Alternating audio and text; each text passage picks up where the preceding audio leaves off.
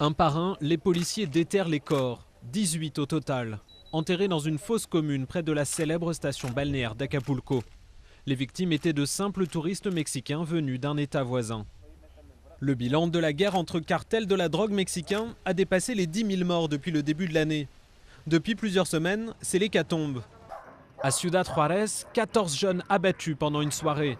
2 jours plus tard, 15 personnes exécutées dans un centre de désintoxication à Tijuana, également à la frontière avec les États-Unis. Et dans l'ouest du pays, une fusillade fait 15 morts dans une station de lavage de voitures.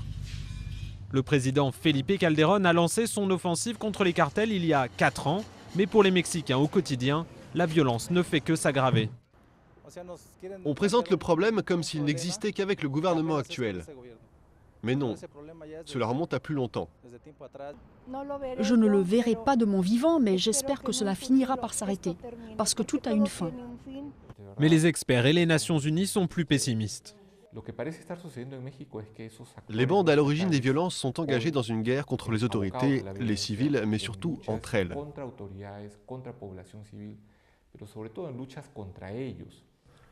Ces forces sont, semble-t-il, engagées dans une lutte pour le pouvoir. Et tous les experts estiment que cela contribuera à maintenir la violence à un niveau très élevé pendant quelques temps, jusqu'à ce qu'un groupe dominant émerge. Malgré l'impasse, le président mexicain a juré de maintenir le cap, une position risquée à 2 ans de l'élection présidentielle. L'opposition devrait capitaliser sur l'insécurité dans le pays, mais nul ne sait si un changement de politique serait plus efficace. Personne n'a proposé d'autre stratégie à ce que fait le président Calderón.